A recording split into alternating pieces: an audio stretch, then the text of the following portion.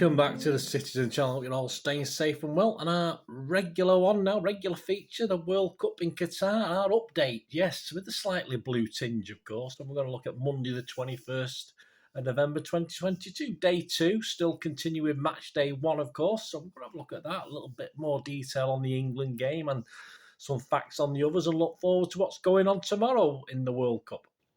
As I said, there's a blue tinge to this. I'm more interested in our City players, of course. We've got some to talk about today. Yeah, not as many as we'd hoped, but yeah, we've got an interesting look at some perhaps future City players as well, and past City players, of course. So hopefully you'll enjoy what we've got today. Please, if you are new to the channel, push that subscribe button, push the bell notifications. All these blogs are coming out. It's everything. Normally, everything's City, past, present, forever, and this is what this is. As I said, it's the World Cup with the blue sky blue tinge to it anyway. So a bit like the shirts, a bit like the England shirts. So I think they're all right. They're okay. I don't know where they get that colour from. I suppose there's blue in the Union flag, but it's not, is it? It's not United Kingdom. It's England, but hey, it's an old thing, isn't it? It's just what we do. Right, so please push that subscribe button, push the bell notifications, and if you can, guys, just give us a little push of that like button. That'd be great. Make an old City fan very, very happy. Right, yes, continuing match day 1 after the less than exciting 2-0 win yesterday at Ecuador over the hosts. Group B, of course, we'll start with the best one. We'll start at the best. Obviously, England 6, Iran 2 in the Khalifa International Stadium in Doha, the 1 p.m. kickoff. Just stone starting for us then, wasn't it, in that one? Foden I think Southgate must have been on the phone to Pep, because obviously he must have said to him, don't play Foden, so that's probably why Foden didn't start. And it was nice to see £150 million estimated worth Bellingham, a future City player, of course. Good to see a bit more of him, and see he got rave reviews, didn't he, by the end of this? But it was interesting. An aptly named referee called Raphael Claus. There you are. It's a season to be merry. Apparently, he hands out red cards like presents, but not so much in this one. He let them get away with a lot in this. I think he's shown a couple of yellow cards, but not too many. So our starting 11: Pickford, Trippier, Stones, Maguire, Shaw, Bellingham, Rice, Mount, Saka, Sterling, Boo, Kane. No, I'm only kidding. I'm only kidding, Raheem. I know you're listening to this. You know I'm only playing. Yeah, Iran took an extra keeper, so I think they had an idea of what was going on, didn't they? Because their poor keeper had to go off after a smash of heads with one of his defenders, wasn't he, in the box? That looked a bit horrible, that, and he did try to play on, which was stupid. But they did take him off, so it's a good job they took the extra keeper. Perhaps he knew something we didn't. Bellingham, of course, got his first ever international goal. Not a bad competition to get it in.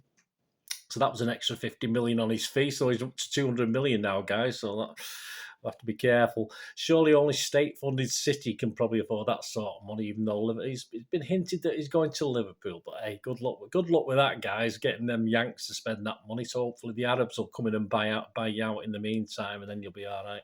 Great goal by Saka. Fantastic, of course. He's in great form for Arsenal, and that confidence is showing, isn't it? That's why they're top of the league with them sort of things flying in.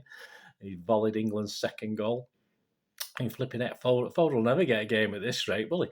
Sterling then turns the clock back 5 years. A bit of the old Raheem Sterling at his peak here, about 2017, and adds a third with a fantastic finish. So 3-0, very comfortable at half-time.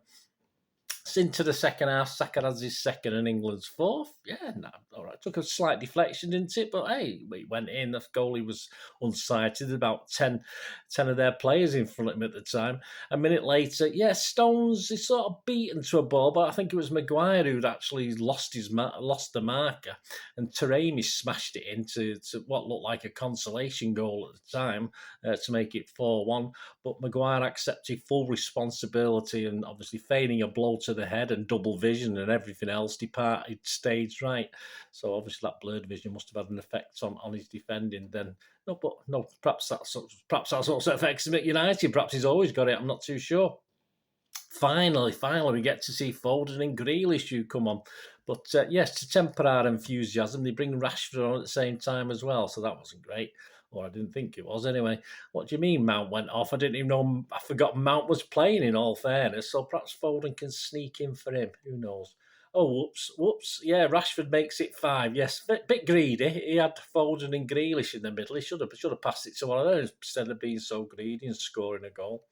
And then a great ball by probably worth 200 million Bellingham now, isn't it? Great ball by him to Wilson. And Grealish and Foden leg it down the middle, and Grealish has this tenacity just to pause around about the 6-yard line, which allows Wilson just to play it back to him, and he just passes it into the net. And in that moment, he made us smile because he did his little dance, didn't he, that he delivered to promise to young 11-year-old supporter Finlay. So his little dance celebration. They had a bit of a go on.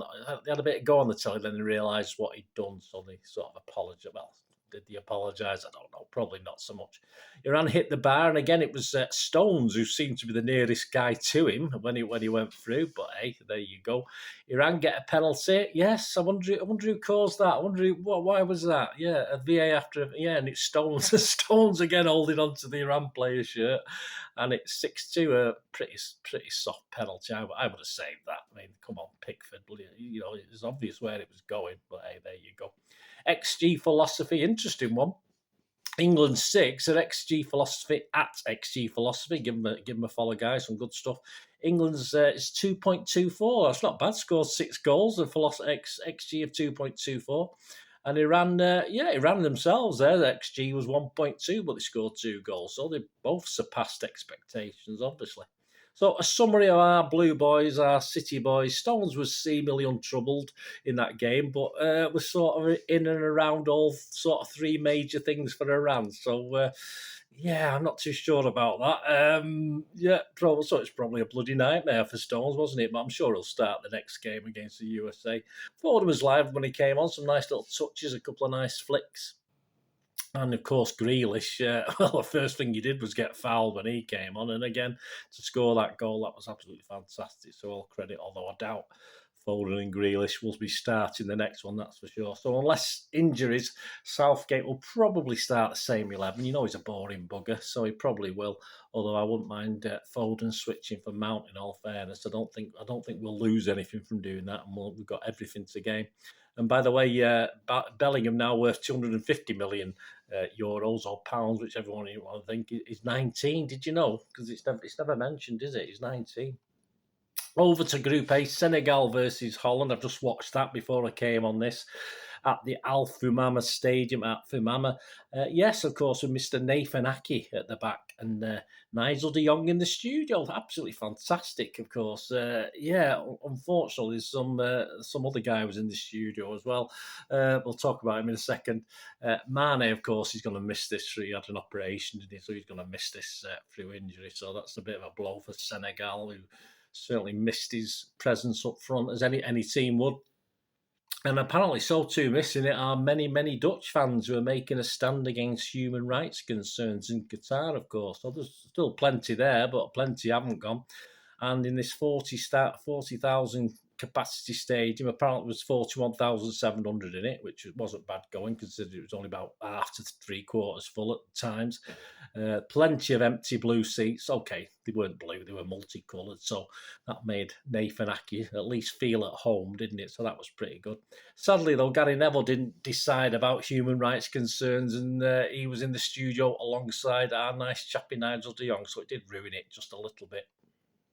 On the pitch, Aki was fine. It's pulled up by the referee just before half-time for what looked to me as though he fairly won a header. I'm not too sure why he got pulled up for it.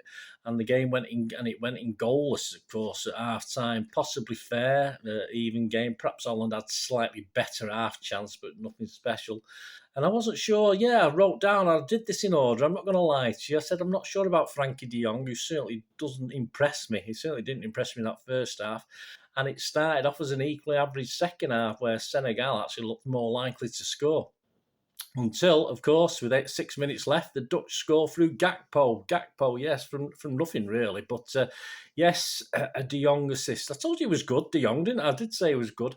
So that was 1-0. So it would stay 1-0. But then they got perhaps an undeserved second goal in the 99th minute through Klaassen, which the goalie was a bit rubbishy. So a 2-0 win. Overall, as far as Aki's concerned, I thought it was steady, not too troubled. He helped that big useless slob Van Dijk, who was stuck next to him. So he helped him through the game. So the old Van Gaal magic returns, last seen, of course, in his glorious tenure of Man United. Still to play is the other game in England's group, which is, of course, USA versus Wales, a 7 p.m. kickoff, which I will report on tomorrow because I do have to get to bed at some stage, so I can't do it tonight. That's at the Al Rayyan Stadium, Al Rayyan. Now, a quick look, guys. I'll zoom through this as quick as I can.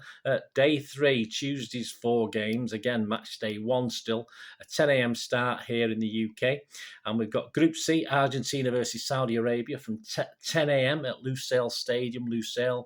Of course, we've got Mr. Alvarez in the squad. Let's hope he's starting. This is on ITV and STV. Argentina, as you'd expect, firm favourites. 6-1 second favourites with the bookies to win the tournament this season. Of course, in Messi's final appearance, I'm sure he's going to retire at some stage. Hopes are high that they will end their long run of actually not winning the World Cup since 1986, which is a long time for Argentina. A bit long for us as well. It's 20 years further back. Saudi, interesting. Only Qatar are less fancied. Saudi are 1,000 to 1. You may as well make them 1,000,000 to 1. It doesn't really make any difference, does it? Picked exclusively, of course, from the Saudi domestic league, which is all credit to them, not probably because they haven't got any decent players anywhere else. Saudi Arabia secured qualifications for back-to-back World Cups with 2 games to spare, of course, topping a third-round group that included both Japan and Australia. But this game will perhaps tell us a lot about one of our rank outsiders. On to Group D, the 1 p.m. kickoff is Denmark versus Tunisia. No City interest in this one. This is at the Education City Stadium in Al Rayyan. This is on ITV and STV as well. No City player involvement, of course, but interesting, a lot of interest. Denmark 33 to 1 with the bookies to win this, so one of the outsiders, really. Eriksen, of course, great to see him back at this level again. Much better than the standard he's used to playing, of course, over here with that team he plays for. I think their biggest problem, despite a reasonably strong squad defensively, midfield-wise, is who'll score the goals. They are lacking a little bit up front. Tunisia themselves, again, like Saudi, 1,000 to 1, may as well be 1,000,000 to 1. But the Eagles of Carthage, as they're well known, constantly turn up for the big games in Africa, so why not in this? And the Danes won't find this game easy, I don't think. They're also very good at mixing it up, Tunisia, very good, very, very physical. And they do enjoy a little bit of play acting as well. So we'll enjoy that tomorrow. That'll be entertaining at least. And back to Group C for the 4 p.m. kickoff, which is Mexico versus Poland at the wonderfully named Stadium 974. Obviously put together from 974 storage containers. This in Doha.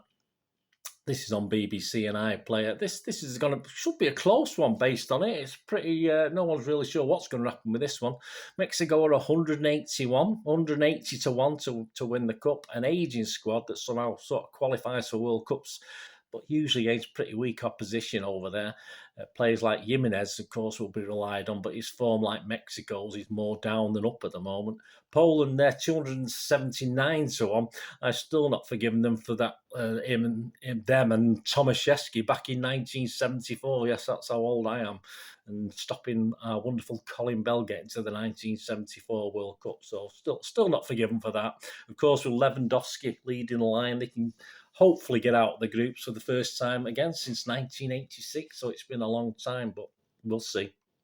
Then Group D is the final kick-off of the night, and that's France versus Australia at the Al Janoub Stadium at Wakara. That's on the BBC and iPlayer. Again, France will start this game as favourites, and I think the third favourites to win the World Cup and retain the World Cup, 17 to 2.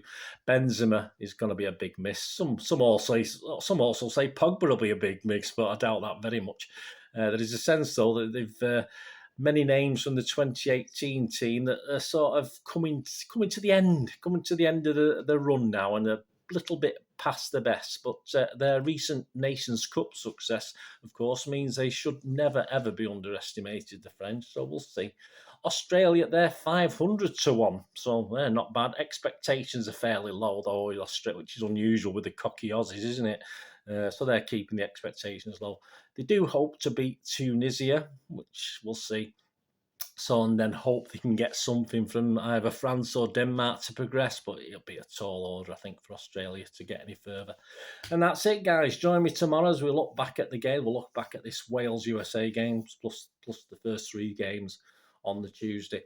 And of course, then we'll look forward to the day after as well, see what's coming up there. So, join me again for World Cup update with a blue tinge, of course. As I say, hopefully we'll have 1 or 2 City players out, and certainly 1 anyway, playing tomorrow. That'll be something to look forward to. Thanks for watching, guys. Please, until we meet again, and that's one thing, don't I? Please stay safe, everyone. Thanks for watching.